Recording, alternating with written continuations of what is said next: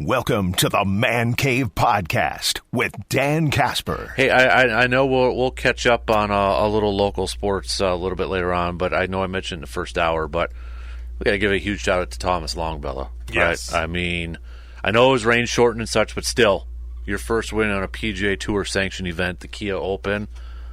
How cool would that be, man? I mean, that's got to be so cool to do that. It's so awesome for him considering the last 2 weeks, how probably rough it's been. You know, he played in the Punta Cana for the second year in a row, missing the cut by one stroke. Yep. And then the next week, misses the cut by one stroke again. And I mean, that's the fine line. That's the razor's edge that is these tours. Mm-hmm. And then to come back and just throw darts on Saturday. Yeah. And get I think it's almost perfect because at the Punta Cana, he missed the cut because he double bogeyed on 17. And then on Saturday, he gets an eagle on 17. That leaps him into the lead and ultimately ends up getting him his first victory in a PGA Tour sanctioned event. So, yeah, shout out to him. I mean, I've been following him from afar just because it's so fun to watch somebody that you covered in high school chase this dream. And it's probably, I think almost vicariously for a lot of us who are golfers, watching somebody see what they have to go through just to try to get to the tour. And I mean, that's a big step for him that helps him for Korn Ferry Tour qualifying. He's got like provisional status because he was at Q school last year. So I mean, everything, for him, this is a huge victory, and it'll just keep on helping him for the rest of the year. Yep. Yeah, I mean, that, we talk about, baseball players in minor leagues and, going through the different levels and such, but for somebody who wants to, make it on golf, you look at all these different tours and qualifiers and all that. I mean, it's a grind, I have to imagine. Yeah. For somebody to stay that committed to go through that. So huge shout out to him. That's why I should almost always make it so much more amazing to what like Scotty Scheffler is doing out there. Because these fields are as tough as they've ever been. And for him to be able to get the victories like he did, I mean, I think for Thomas Longbella, he's now... He's got that first step. Yep. He's got that victory. Yep. And, if you can keep that going and get to the, get full-time Korn Ferry Tour status. Right. Or Q school-wise, maybe find a way to get through in Q school next year, too. I mean, there's all those avenues are opened up, and getting a win obviously helps that a lot more. Since I gotta throw this in here, too. So Nick Atman from the Blue Golds, was it last week he shot a 66, school tied to school record 66 or something like. So, funny story.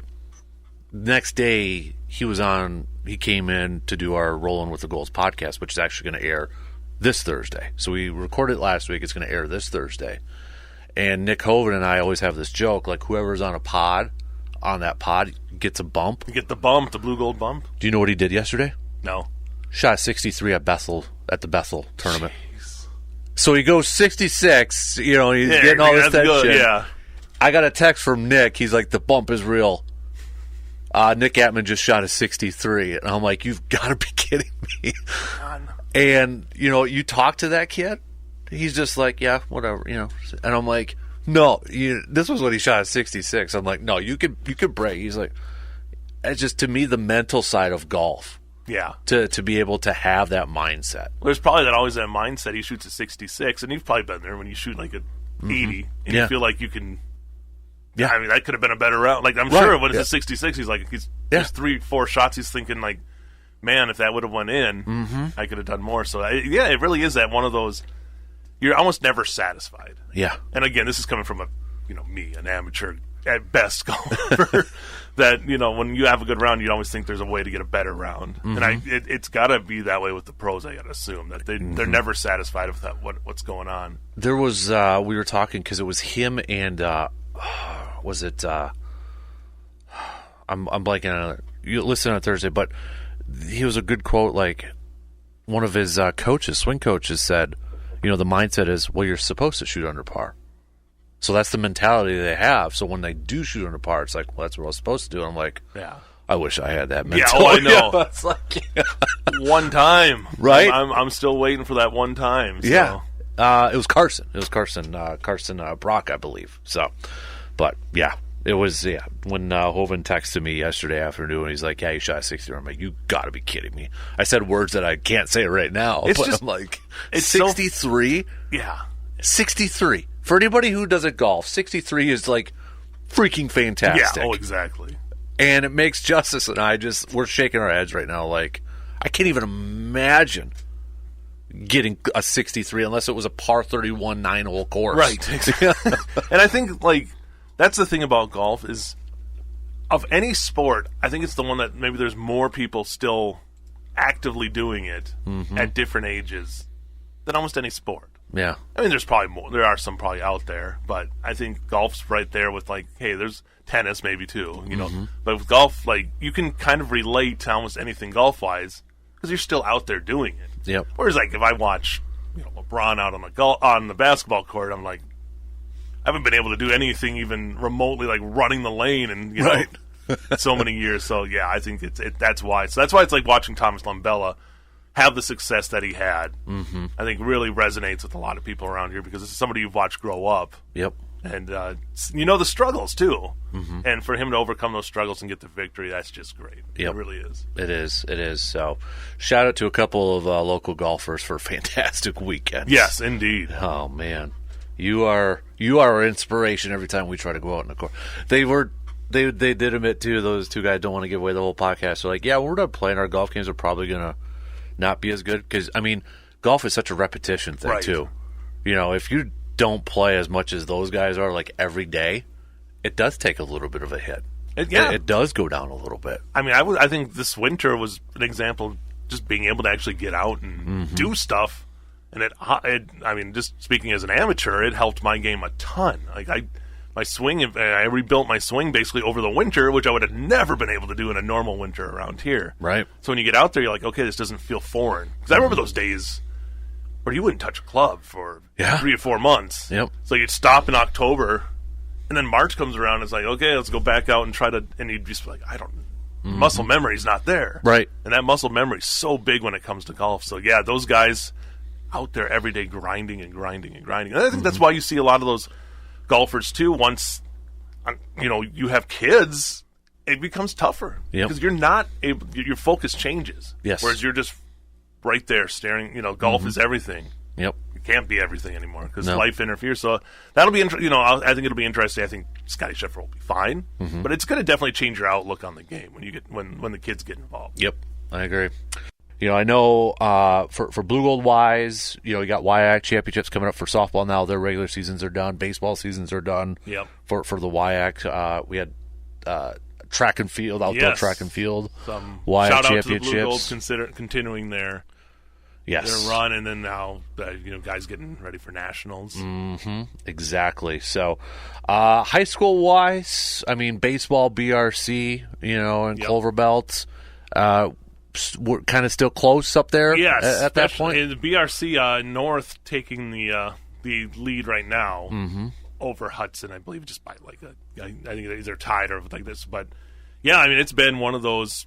Again, we were talking last week, and it's up for grabs. But North getting 2 wins over Chi High over last week.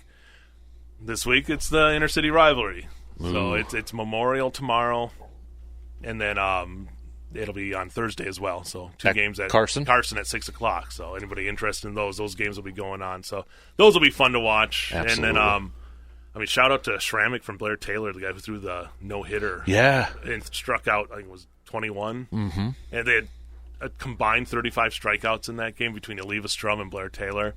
So that's just, the level of to be able to do that at any level is amazing. So that was Philip got to see that game, and he said it was the most impressive. That's awesome. Pitching performances he's seen. So so we got a lot of that going on. Elk Mountain still running well in the Dunn St. Croix Boyceville as well there. I think the Clover Belt, it's just kind of really up for grabs right now. Your McDonald's running up there near the top, so Regis as well. I know you were at a softball a few days ago. Was it Regis and Thorpe? Yes. You were at? In Thorpe, that's the Clover Belt with Fall Creek on the top, and McDonald and Thorpe are right there. So those 2 teams potential playoff runs, right? For sure. Mm-hmm. And always Thorpe because it's Brandenburg's Cardinals. Chi High lost a game at DC Everest on Friday, but came back and got the second game there. Okay. So they're still top of the big rivers. Mm-hmm. So yeah, I mean we're at that point, like you say, because the WIC tournaments are going on. We're just a couple of weeks from the playoffs starting, and for WIA. Yeah, and track and field, we're getting close. I think next week would be conference. Oh, jeez. And then regionals and sectionals will be the week after that, so 2 weeks from now. Man. So, and then I know you were at soccer, too, a few days ago with North and Memorial. Yes, fun game. Yeah. Really fun. North, for all the bad, I say bad luck and the stretches they had against Memorial, I mean, to be 3 straight games without a loss against Memorial, that's big for them. And Terry Albrecht did just such a great job. Both the teams, Olivia at coaching at Memorial as well. Mm-hmm. Those are 2 really fine programs, and a lot of soccer were played by both those teams. I think they both played 4 games in like 4 days, so they probably enjoyed Sunday a lot. Yeah. So. And that'll be another thing when we'll get to the playoffs not too long from now. And I know it was a few days ago too, but North basketball is going to be looking for a new head coach for the boys side, right? Yes, they're moving on, moving out of education, so that you got to find one, and that'll be you have Roxvold, who was he's going to sign to go to UW Eau Claire, so it'll be a job it'll get some interest. I mean, that's a good program to take over there. So right, yeah, I know Brandon kind of mentioned. I know it's not in his neck of woods, but he kind of mentioned Friday. The program the last couple of years being pretty consistent and kind of taking some steps every single year, it seemed like, too. Yeah, they were, and they definitely were. From when they came from to this next year, and they made a good leap this last year. So you got to imagine that's going to continue next year, whoever takes over. So yeah, right. That's a big, it's a big job there. I mean, it's the footsteps of Pat Hammond if you go back in the day there. Yeah. So yeah, that's a cool opening that I think you'll get plenty of interest. Mm-hmm.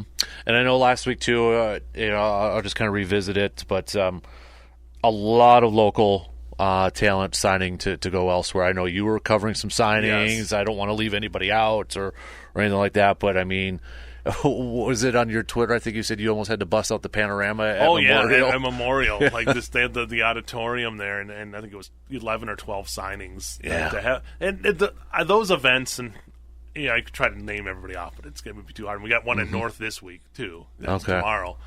It's always just cool. It really is, because it's such a celebration, and to know that you're going to be able to play at the next level, to go compete in your sport in college. I mean that's something very much to be proud of, because you put in the work. Absolutely. To get there, and it's not just the work of the athletes; it's the parents that are, driving them into practice and going to games and stuff like that. So it really is a big family celebration. So I always enjoy covering those. Absolutely. All right, JC, we'll let you get out of here. All right, so we appreciate you stopping by again, buddy. Oh, thank you. Everybody go out there and breathe in the fresh air. You got the blooms on the trees. Pollen's already. Yeah, some of you probably do not want to go breathe out the air, but yeah, this is it's always a fun time, special time of year around here. So yep, and I know you were already looking at it too. We got Express games already coming up in a few weeks. Yes, we are. Memorial Day, I believe, is the first game. Yeah, getting Monday the 27th, going up against looks like Madison right away, which is great, because we were talking off air. It's like Madison and Wausau being back on the schedule, which it's been a long time since they've really had sustained games against these teams. So my first Northwoods League game was the Wausau Woodchucks. Yes, back when they were the Wisconsin? Could have been, actually. It would have been Wisconsin Woodchucks, yeah, because our Little League team got introduced with them. I was introduced with maybe they were, because going on tangent, I think they were Wausau, then they were Wisconsin, then they were back to Wausau. I think it was Wisconsin, now that you said that, because they were orange. They were like Express colors. So I would have been in elementary school, middle school. Somewhere around there. A long time ago. I was probably in college. No, this was like 26, 27 years ago. I think I still have that program guide somewhere. I should see if there was any major leaguers on there. It's always fun to look back. Yeah. Yeah. And that was my first one. So, all right, JC, we'll let you get out of here. We appreciate it, buddy. Thank you.